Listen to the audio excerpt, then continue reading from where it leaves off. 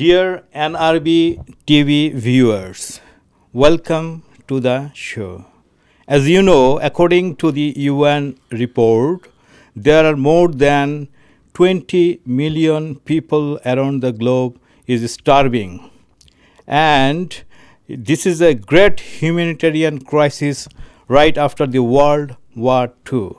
In this scenario, there are a lot of global effort and coordinated effort required to solve this kind of humanitarian crisis. Here we are sitting with respected Dr. Aslam Daud Saheb to discuss about this situation and how his organization responding to deal with this kind of crisis. Let me introduce Dr. Aslam Daud Saheb. I am going to read out his brief profile so you can understand what kind of personalities he is. Dr. Aslam Daud, presently the chairman of Humanity First Canada, is a physician turned a humanitarian relief and community service champion with more than 30 years of experience in this field. He is well-traveled and has led humanitarian relief team to respond to natural disasters and assist the victims. He has also led and organized medical mission in third world countries. Dr. Daud is actively involved in assisting refugees in settlement. Dr. Daud has played leadership roles in bringing the multicultural and multi-faith communities of Canada closer together, thus promoting harmony, tolerance, and mutual respect among people. He is actively engaged with member board of director, Bachelor at Law Society of Upper Canada, member and secretary, board of directors, Vaughan Community Health Center, member National Executive Committee of Ahmadiyya Muslim Jamaat Canada, member board of director, Ahmadiyya Abode of Peace, a non-profit housing corporation, member of NGO Government Committee for Refugee Sponsorship, advisor to Minister of Health, Ontario, member board of director of Muslim Children Aid Society. In his recognition of this long service, he got this outstanding award from Queen's Diamond Jubilee Medal, Prime Minister's Volunteers Award, Award of Outstanding Humanitarian Service from Pakistan Consulate, City of Vaughan Volunteer Award, Ontario Volunteer Award, and nomination for Champion of Change CBC. Welcome to the show, Dr. Aslam Daud. Thank you very much. It is my pleasure and honor to be here with you. So you and I have already explained the world scenario, and Yes. you are actively involved in these activities, how to resolve this kind of crisis, and you have a long experience, more than 30 years. So would you please explain us about the Humanity First Canada, all about what it is? So, Humanity First is a non-profit charitable organization. We are an international organization. In Canada, we are based in the city of Vaughan, York region. We are registered in 50 countries. We are primarily a disaster response organization, and we have human development projects. So, whenever there is a earthquake, tsunami, flood, or drought anywhere in the world, Humanity First would respond. We will send a team, and we will make an assessment of the local needs, and we will help the victims over there. Then when such natural disasters are not occurring, we will go into the poorest of the poorest part of the world, and we will try to help the people in need. For example, we will provide them clean water by drilling a water well. We are going to build schools for them so that children can have some education. We will set up some IT schools or sewing centers so that people can make a living out of there. So these type of humanitarian work is done around the world. But currently, the earthquake was there in Haiti a few months ago. We helped them over there. Then There was flooding in USA. We sent a team over there to help in Houston, Texas, in Florida, in Caribbean. And now we are currently very actively involved in helping refugees in Bangladesh. Thank you. So the thing is that this kind of scenario, like when there is any earthquake happen, typhoon happen, flood, or any disaster, you have to respond quickly, very quickly, right? Yes. So how you quickly respond in kind of situation? Yeah, so this is an important thing. In order to save lives, the critical thing is that how quickly you can respond and how quickly you can provide help. When disasters occur, there is no prior warning, and people are not ready for it, so they lose their homes, they lose their belongings, they sometimes go to the shelters or on the streets, and they need food, water, shelter, clothing, all those things. So in order for a disaster response organizations like Humanity First, we need to be prepared. So we do 3 types of preparation. The first type of preparation is that we train our volunteers to be able to go and work there according to the training, so that they're fully trained to be handle the situation and help people out. That's the first thing. The second thing is that we have supplies ready that we can help. For example, if we have to send clean water tablets, we have that. If water purification systems, we have that in the stock, and some clothing or some other things that excuse me. So we stock them so that we can quickly deploy. And the third thing is that have a very quick and accurate assessment of the need. So as soon as we make an assessment, we determine what is the best time to respond. Sometimes there's no point of going right away. Sometimes we wait 24 hours, sometimes we wait 48 hours, and in some situations we wait longer than 48 hours to make an assessment of what the need is and whether it's safe for our volunteers to go there or not, whether the roads have been open, whether the flights have been open. So depending on the needs, we sometimes respond in 24 hours, 48 hours, and sometimes 72 hours also. So first they need the emergency support, right? Yes. And after that, once the emergency thing is settled down, so how you continue your program to, like, they need to go to school, or they need to feed food regularly, or they need the cash flow or something. So is there any program like that? Yes. So our approach is a three-phase approach. The first approach is save lives. The save lives means that our medical response team would go and help people who are injured or who need medical help. Sometimes there is no need for medical help, then we skip this phase. Otherwise, in earthquakes especially, we have to send a medical team who responds to them. Now, once that first phase is over, or even if it's continuing, we add the second phase. Second phase is providing food and water. And then we add shelter also. Food, water, shelter, and clothing is part of our second phase. And that emergency help is provided to people who are displaced. That is always the case, whether it's earthquake, tsunami, flooding, typhoon, drought. The second phase is always there, where we have to provide food, water, sometimes shelter, clothing, water purification units, and other emergency supplies, household supplies like utensils, match, candles, and all those things are provided to them. Give us an example, like in this any scenario like this you have done recently. Yes, I'll give you example of Philippines.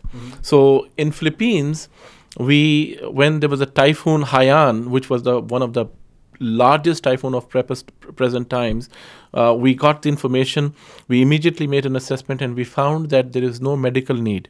So we didn't send a team. Compared to that, in Nepal, we heard that there's a need for a medical team because there was an earthquake. So in Nepal, we immediately deployed a medical team. But in Philippines, instead of deploying a medical team, we deployed a logistics team. So when our logistics team went there, they found that all the homes in the islands and in the coastal area were wiped out. So the first thing that we did was started providing them food, water, clothing, and then we started helping them build their homes. So we provided them wood, the corrugated sheets for the roof, tying materials and cement and all those things, so that they can build their homes back. So initially food, water, and clothing, then shelter, and then we looked at the situation.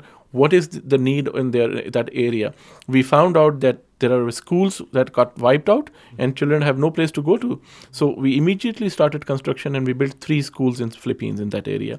So that whole community is so grateful that we were there right in 48 hours. We provided them food, water, and shelter when that was needed. We provided them rice and everything. Then we provided them tents where they can stay.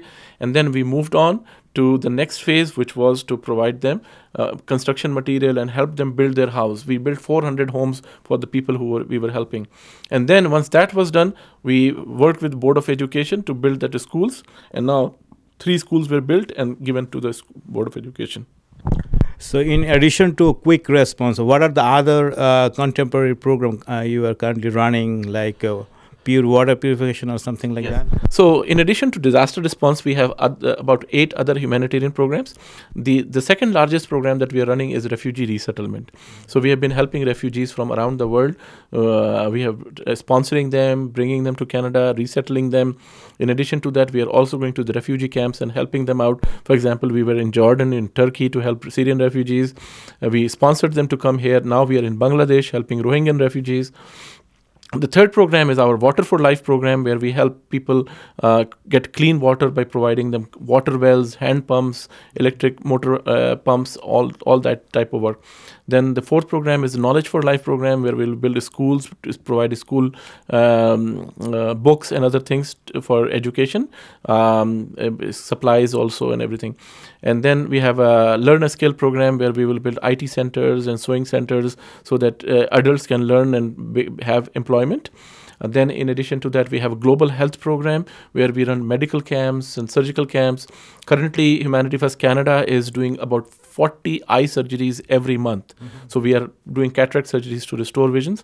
And 40 people are being helped every month from Canada. In addition to that, we are building a hospital in Senegal.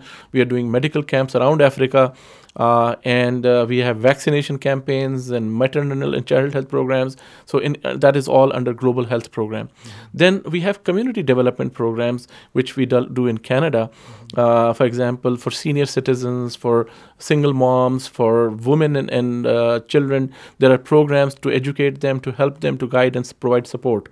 And another major program that we do in Canada, or our large program, is food security program. Around the world, we do various types of food security program, but in Canada, we run a food bank. This food bank is a very unique food bank that provides food to anyone in need. No questions asked. So the unique thing about this food bank is that we are serving the whole Greater Toronto area, a large catchment area. We are providing them food of 1 month grocery at a time. So they don't have to beg every day. They will provide them food over there. And then third, no question asked. We believe that somebody comes for food. It's a genuine food. And most importantly, we deliver the food to their homes. So when people call us, they have to give us their name, address, and what they need, and our volunteers will go and deliver food. In addition to that, on a monthly basis, we go out on the streets also and feed the homeless people as well. So it's a huge task. So how you recruit the volunteers? Yeah, it is all Allah's blessing that people come to us because they see our work. We do not make much effort to bring volunteers. When they see that what Humanity First is doing, and they approach us and we recruit them for different programs, people, it's an inherent character in everybody that they want to help someone, they want to do good things. And Humanity First, the beauty of this organization is that it provides you a platform where anybody can work according to their own choice. So there are people who have passion to help refugees. We provide them a platform. Come, we will teach you how to help, you help. Then people who are passionate about providing clean drinking water, we tell them that come, donate to us, and if you want, we'll show you how you can drill water well or help in finding clean water. There are others who want to help in food bank. They come and provide pack food, do food deliveries, they do food drives and all those type of work. So Humanity First is a very beautiful system, a platform where anybody can work. It's a donor-directed, volunteer-managed system. We are all unpaid volunteers. We don't get any salary or any money. And we do with our own passion and liking what we want to do. Anybody is welcome. You can be from any race, religion, color, creed, background, any country. You can come. This is a unified platform for anyone to provide help.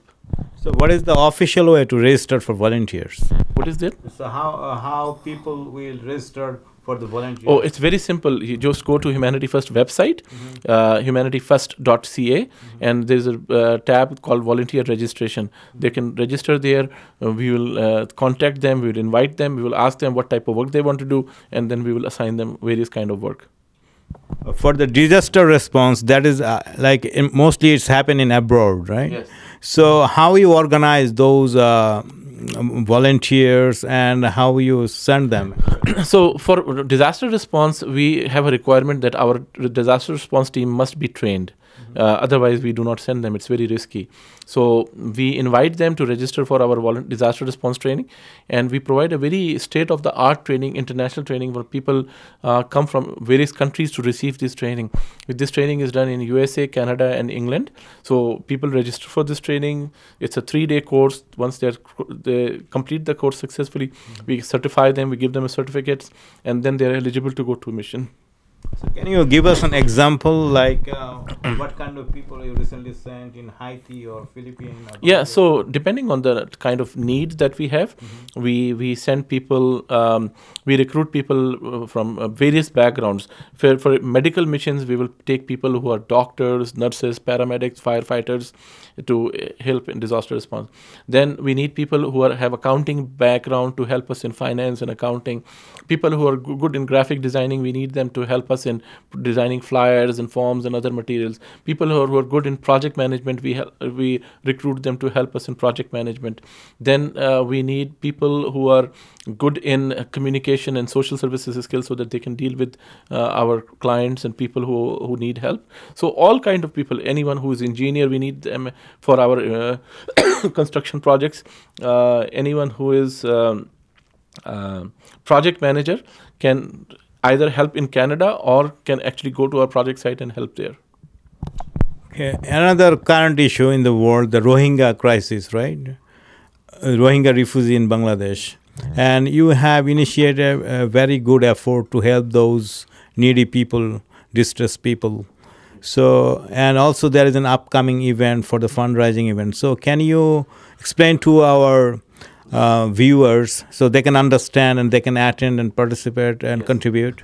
You know, Rohingya people, when they arrived in Bangladesh, Bangladesh was even not prepared for it. The government was not prepared, and they all of a sudden came, and there are about more than 600,000 refugees, Rohingya refugees who were there. Now, when they came in, there were not enough resources. UNHCR was not ready to receive them, and so we were not also ready. So we talked to the government of Bangladesh and the local government, and they, after talking to them, they assigned us a camp of refugees to manage. And Humanity First team consisting of about 17-18 people actually went in that area, and we started to set up our camp, and we are providing various help. So we are feeding about over 1,000 people every day. Initially, we were feeding 5,000. Now the number has decreased. Now it's about 1,000 person a day that we are feeding. We have 3 doctors who are seeing about 400 patients a day, daily basis. We have installed washrooms over there, portable washrooms, so that they can go for high personal hygiene. We have put water wells over there, the hand pumps, so that they can get clean drinking water.